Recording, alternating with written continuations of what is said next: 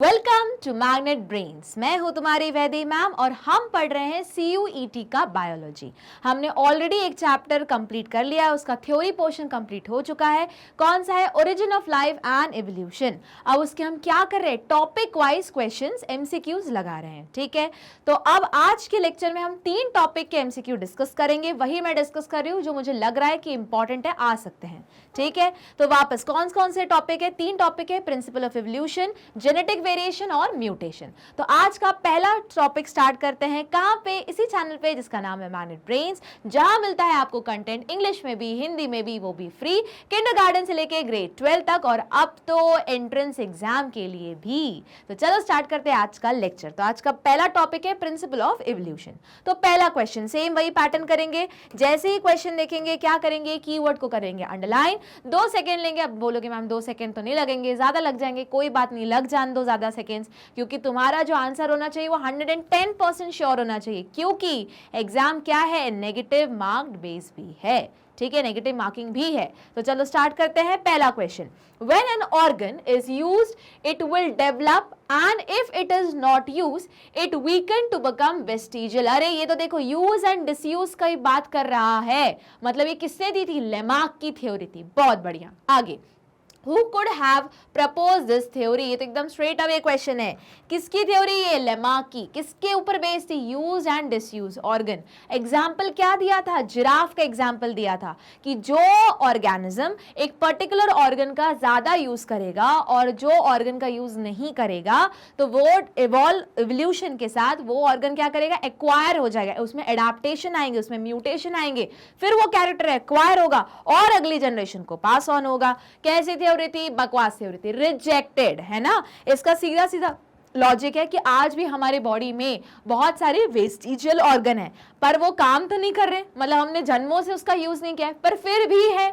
अब है मतलब क्यों है? ऐसे इस थ्योरी के अकॉर्डिंग तो उसको गायब हो जाना चाहिए था, पर गायब तो हुए नहीं, आज भी है। तो ये कैसी थ्योरी? Rejected theory. किसने दी थी यूज एंड डिसयूज ऑर्गन की? तुम्हारे लेमार्क ने। तुम्हारे नहीं, मतलब हमारे सबके साइंटिस्ट लेमार्क ने। ठीक है, चलो डार्विन की कौन सी थ्योरी थी फिर बताओ? मैम डार्विन की तो नेचुरल फिटनेस, नेचुरल सिलेक्शन वाली थ्योरी थी। ठीक है।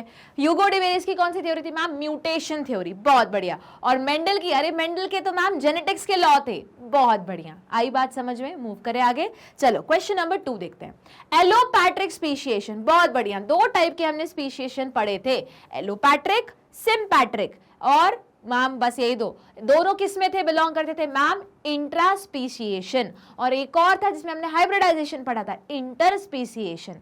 याद आया? तो एलोपैट्रिक में हमने क्या पढ़ा था? एलोपैट्रिक भी था और तुम्हारा सिम्पैट्रिक भी था। चलो देखते हैं पहले ऑप्शंस क्या बोल रहा है। Formation of new species due to separation by distance और ज्योग्राफिकल बैरियर। ठीक है, formation of new species without geographical isolation. 1 minute. ठीक है, उसके बाद रिजल्ट ऑफ म्यूटेशन नहीं, formation due to reproductive isolation. अरे रिप्रोडक्टिव आइसोलेशन तो दूसरे का एग्जांपल था, सिम्पैट्रिक में एक स्टेटमेंट लिखा हुआ था। तो ये तो क्लियर हो गया, ये नहीं है। अब देखो पहले अलग होता है, या तो क्या हो जाए? ज्योग्राफिकल बैरियर हो जाए या फिर माइग्रेशन हो जाए। यहाँ पे एक वर्ड माइग्रेशन भी होना चाहिए, पर उन्होंने 4 ही ऑप्शन दिया था, अपन वो 4 ही पढ़ेंगे। पर अगर इनमें से किसी एक ऑप्शन की जगह पे, अगर ये ज्योग्राफिकल बैरियर की जगह पे लिखा होता माइग्रेशन, तो भैया यही आंसर होता। तो एलोपैट्रिक स्पीशीज क्या है? एक जगह वो पॉपुलेशन रह रही है, या तो कुछ ज्योग्राफिकल बैरियर आ गए, मतलब अर्थक्वेक आ गया, या ग्लेशिएशन होगा, या पर्टिकुलर लैंडस्लाइड हो गया, तो वो पर्टिकुलर पोर्शन अलग हो गया, या फिर वो ऑर्गेनिज्म उठ के चला गया कहीं और, मतलब माइग्रेट कर गया। तो होगा क्या? टाइम के साथ कैसा होगा? एडाप्टिव रेडिएशन शो होगा। कुछ याद आया? एडाप्टिव रेडिएशन के साथ क्या होगा? चेंजेस आते चलेंगे, चेंजेस इनहेरिट होते चलेंगे, और अब वो पॉपुलेशन धीरे धीरे टाइम के साथ कंप्लीटली दूसरी पॉपुलेशन बनती चलेगी। अब उनका जीन पूल जो का पहले कभी कॉमन जीन पूल था, अभी भी कुछ हद तक कॉमन रहेगा, पर अब नए नए जीन जो अलग हो चुकी है स्पीशीज पॉपुलेशन, उसमें आ जाएगा। ये पॉपुलेशन और ये पॉपुलेशन में कुछ टाइम बाद कंपेयर करूंगी तो मेरे को तो ये पूरी सेपरेट स्पीशीज ही दिखेगी। हुआ क्लियर?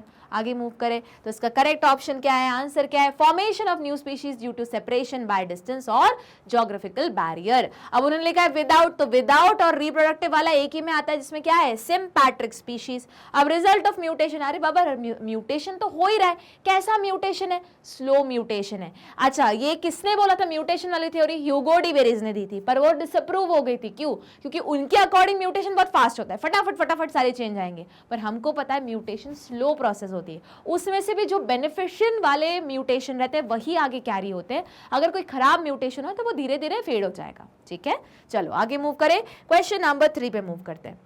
डार्विन फिंचेस, बहुत बढ़िया, डार्विन फिंचेस मतलब मैम एडाप्टिव रेडिएशन, बहुत बढ़िया। आगे and Australian marsupials are example of, ma'am adaptive radiation, पर यहां तो ऑप्शन ही नहीं दिया है, तो मुझे बताओ, थोड़ी देर पहले हमने क्वेश्चन नंबर 2 में पढ़ा एडाप्टिव रेडिएशन किसका रिजल्ट होता है, या एडाप्टिव रेडिएशन की वजह से किस टाइप की स्पीशीज बनती है, अभी थोड़ी देर पहले पढ़ा एलोपैट्रिक स्पीशीज। मैंने बोला था ना, एक ऑर्गेनिज्म यहां से मतलब या तो माइग्रेट कर जाए या ज्योग्राफिकल बैरियर आ जाए, अब वहां जाके नया हैबिटेट आ गया, वहां पे वो अडेप्ट करने लगा, नए फीचर्स ऐड हो गए, तो क्या बोलोगे, इसका एडाप्टिव रेडिएशन ही बोलोगे ना। और ये स्पीशीज कैसी बनी, एलोपैट्रिक स्पीशीज। आया इनडायरेक्ट क्वेश्चन, तो इस टाइप के क्वेश्चन आने के ज्यादा चांसेस है। मतलब मैम हमें मेन डेफिनेशन तो पता ही होना चाहिए और उसका मेन रीजन भी पता होना चाहिए कि किस रीजन की वजह से वो चीज बन रही है, करेक्ट, उसी के ऊपर लॉजिक बेस्ड क्वेश्चंस आएंगे। ठीक है, अच्छा बताओ इंटर स्पेसिफिक स्पीशीएशन आएगा क्या, नहीं मैम वो तो हाइब्रिडाइजेशन है, तो दो स्पीशीज का मर्जर हो गया। ठीक है,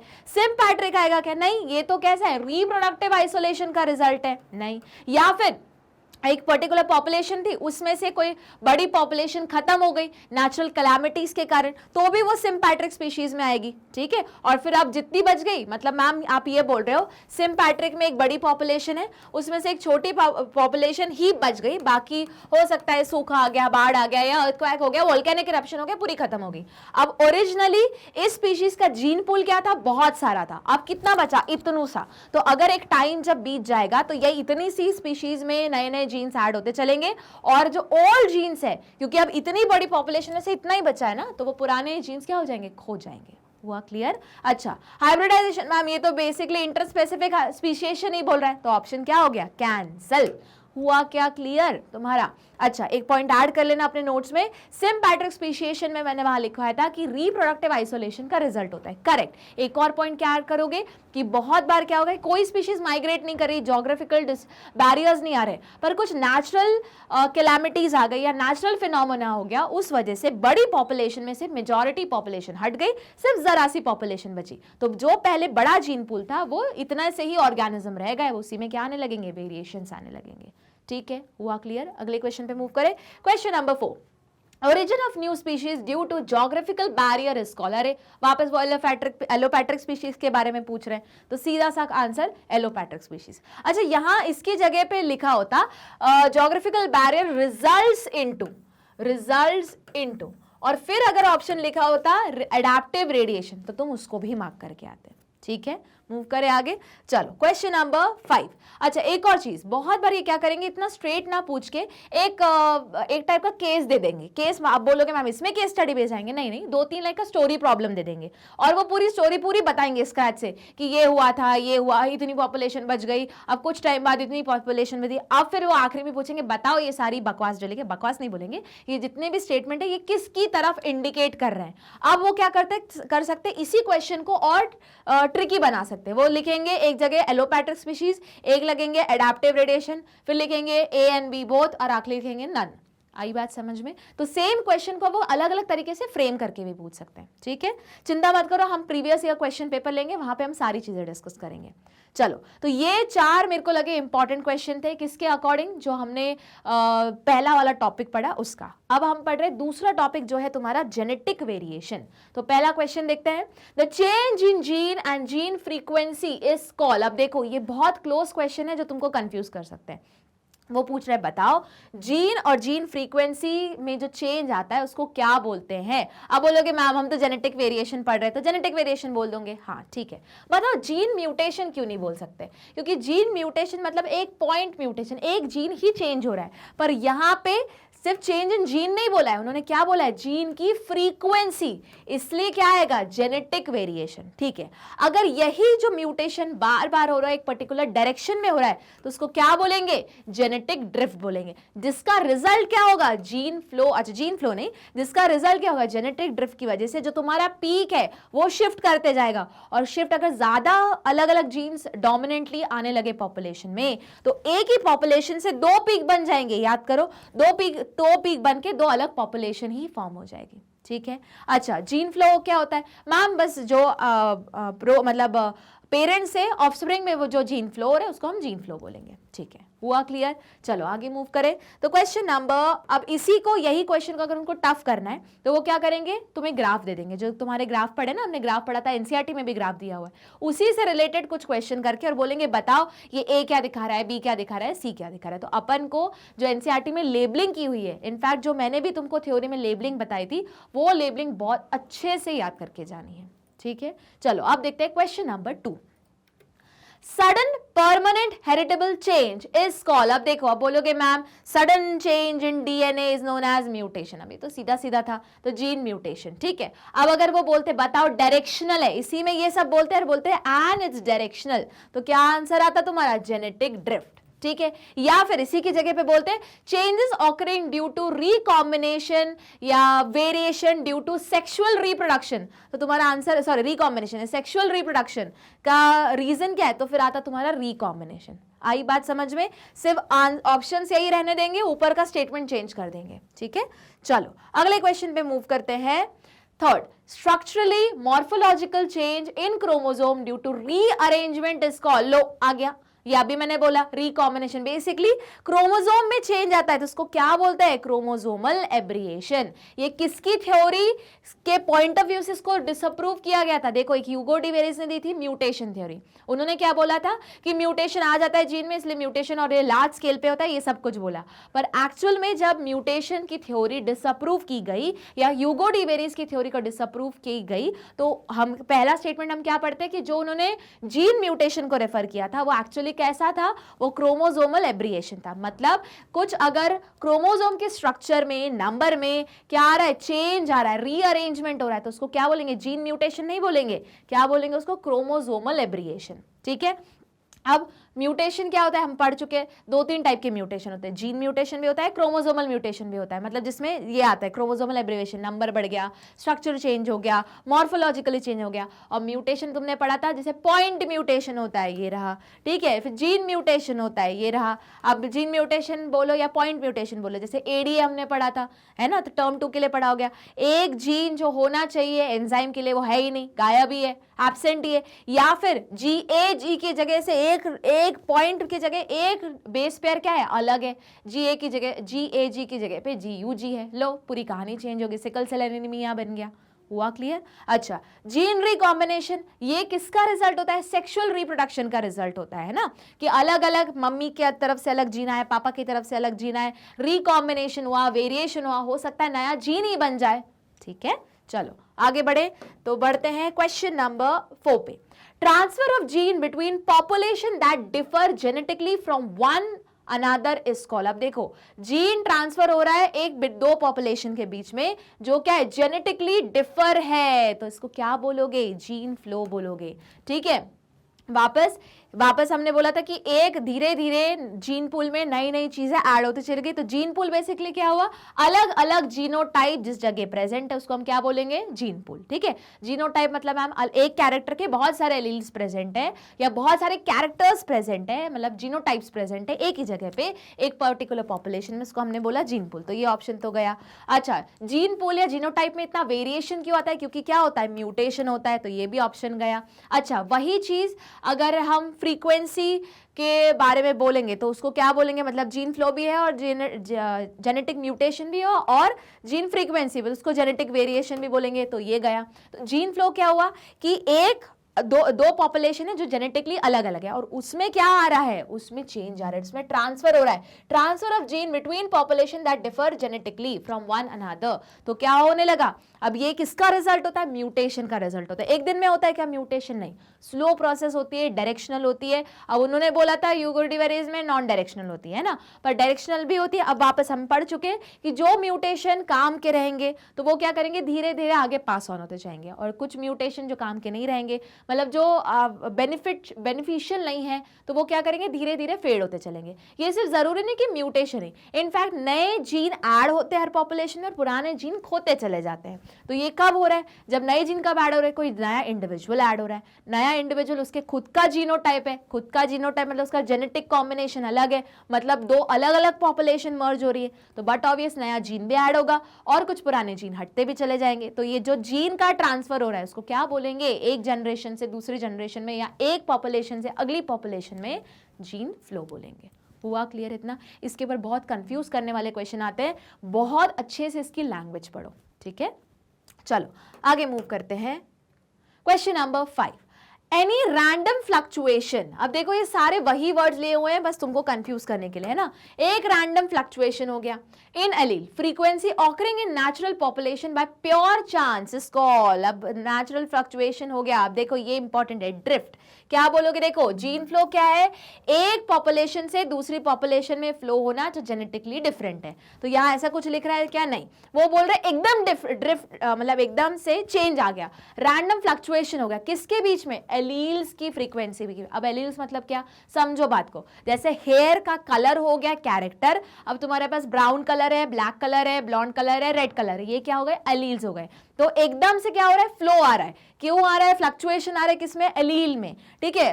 occurring in natural population by pure chance, मतलब जैसे तुमने ये ग्राफ पढ़ा था, सपोज करो ये जो ग्राफ था इसमें टॉप पे सबसे ज्यादा फ्रीक्वेंसी थी ब्लैक कलर के हेयर की, ठीक है, ब्लैक कलर के हेयर की।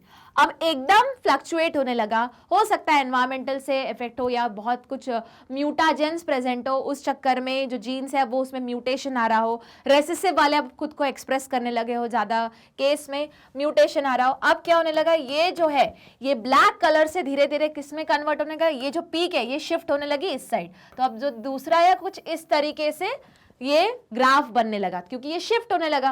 तो अब ये शिफ्ट क्यों हो रहा है, क्योंकि एक पर्टिकुलर जीन में क्या आने लगा, फ्लक्चुएशन आने लगा, एकदम आने लगा, रैंडम आने लगा, ठीक है, किसमें, जीन में। अब जीन किसका, हेयर कलर का। हेयर कलर में भी हमारे पास एलील्स है, 4 एलील्स है, मैंने बोला ये ब्लैक कलर वाला है, अब शिफ्ट आने लगा और ब्राउन वाले ज्यादा बनने लगे, ठीक है। तो इसी को मैंने बोल दिया, देखो एकदम रैंडम आने लगा, डायरेक्शनल है, किसमें, ब्लैक और ब्राउन क्या है, एक कैरेक्टर है, पर कैरेक्टर के दो क्या है, एलील्स है। तो रैंडम फ्लक्चुएशन आने लगा किसमें, फ्रीक्वेंसी में, किसकी फ्रीक्वेंसी में, एलील्स की फ्रीक्वेंसी में, जो पहले से प्योर चांस, जो पहले से ऑकरिंग थी उस पॉपुलेशन में। तो उसको क्या बोलेंगे हम, जेनेटिक ड्रिफ्ट, ठीक है।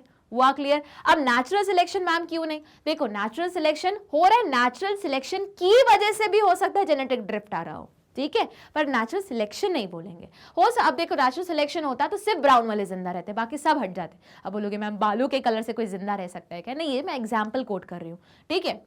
हो सकता है कोई ऐसा कैरेक्टर हो जो सर्वाइवल के लिए इंपॉर्टेंट हो, अब अगर बाकी सब हट गए उससे उतना ही जिंदा रह गया तो फिर उसको हम नेचुरल सिलेक्शन बोलेंगे। पर ये नेचुरल सिलेक्शन नहीं, ये क्या है, जेनेटिक ड्रिफ्ट। देखो पहले एक पीक थी, स्ट्रॉन्ग पीक थी, वो धीरे धीरे शिफ्ट होने लगी, तो अब धीरे धीरे क्या, वो पीक शिफ्ट होने लगी। हो सकता है अगर ये शिफ्ट कंटिन्यूस रहा और जनरेशन टू जनरेशन तो 2 अलग अलग पीक क्रिएट हो जाए, ठीक है। चलो आगे बढ़े। तो यहां पे तुम्हारा जेनेटिक वेरिएशन से रिलेटेड इंपॉर्टेंट जो क्वेश्चंस थे वो होते हैं खत्म टॉपिक वाइज। अगला टॉपिक है म्यूटेशन। तो स्टार्ट करते हैं म्यूटेशन से रिलेटेड क्वेश्चन। ज्यादा नहीं है, 1 आध 2 ही हैं, पर मेरे को ऐसा लगा कि वो तुमको एक बार पढ़ लेना चाहिए क्योंकि जो तुमने म्यूटेशन वाली थ्योरी पढ़ी उसको अप्लाई कैसे करोगे। तो देखते हैं।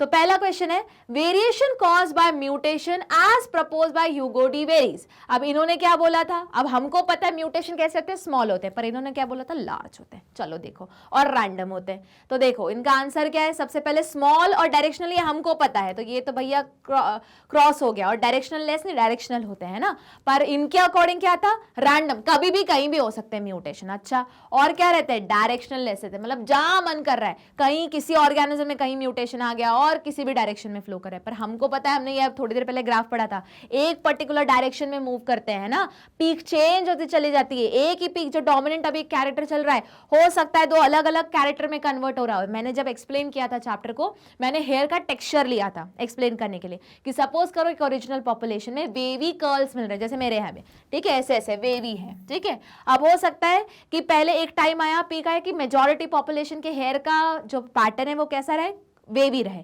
पर अब कुछ एकदम स्ट्रॉन्ग नए जीन ऐड हो गए और उसमें से कुछ लोगों के सिर्फ कर्ली हो रहे हैं और कुछ लोगों के सिर्फ स्ट्रेट ही हो रहे हैं। तो ये देखो ओरिजिन ये था, पर दो जीन फ्लो दो डायरेक्शन में बनने लगे, रिजल्ट ये हुआ कि दो पीक्स आ जाती हैं, ऐसे दो पीक्स आ गई। कहने को तो एक ही कैरेक्टर चल रहा है पर उसके दो एलील स्ट्रांगली खुद को शो करने लगे और फिर धीरे धीरे दो सेपरेट पीक बन जाएंगी। ठीक है, आई बात समझ में।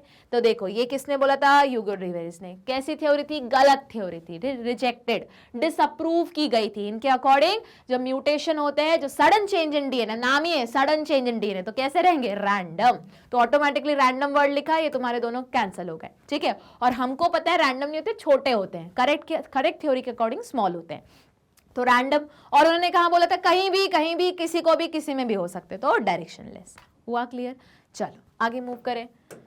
ये अच्छा क्वेश्चन है, इस टाइप के क्वेश्चंस आते हैं कंफ्यूज करने के लिए। ठीक है, which of the following is correct pair. अब करेक्ट पेयर पूछ रहे हैं, मतलब मैम इसमें से चार में से तीन इनकरेक्ट होंगे, तो पहले देखो क्या इनकरेक्ट है तो लगाओगे टिक, और मतलब पर वो पूछा नहीं तो क्रॉस हो जाएगा। ठीक है, चलो Darwin use and disuse of organ, अरे गलत है बाबा, use and disuse on organ किसने बोला था, लेमार्क ने दी थी थ्योरी, तो गलत। ह्यूगो डीवेरिस म्यूटेशन थ्योरी, अब ये तो हमको पता है, तो ये सही है। अच्छा आगे देख लेते हैं, लेमार्क ओरिजिन ऑफ लाइफ, नहीं ये तो उल्टा है, ओपेरिन एंड हाल्डा ने origin of life, and Oparin and Haldane ने लिखा है लॉ ऑफ हेरिडिटी। ना कौन था, मेंडल। लॉ, तीन लॉज दिए थे ना, law of dominance, law of segregation, independent assortment, किनके दिए थे, फादर ऑफ जेनेटिक्स कौन है, ग्रेगोर मेंडल। ठीक है, याद रहेगा। तो करेक्ट बोला है, एक ही ऑप्शन है, तो सीधा सा आंसर वो क्या है, आंसर ह्यूगो डीवेरिस म्यूटेशन थ्योरी।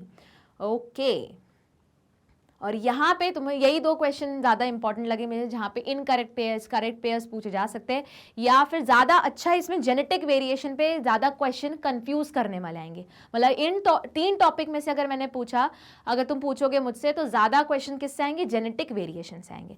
तो यहाँ पे टॉपिक वाइज क्वेश्चन इन तीन टॉपिक के होते हैं। खत्म। क्या करोगे, वापस वेबसाइट पे जाओगे, www.magnetbrains.com टाइप करोगे, वहाँ पे होम पेज आएगा, CUET पे जाओगे, अपने सब्जेक्ट सिलेक्ट करोगे, यहाँ पे चैप्टर्स के नेम डले हुए हैं, उसको पे क्लिक करोगे, सुनते चलोगे, जो आज पढ़ रहे हो अभी के अभी लर्न करो, कल पे टाइम मत डालो, एक ही महीना बाकी है, हमको क्रैक करनी है एग्जाम। तो लाइक शेयर सब्सक्राइब करना नहीं भूलना है, और मिलते हैं अगली क्लास में, बने रहना है मेरे साथ और मैग्नेट ब्रेन्स के साथ।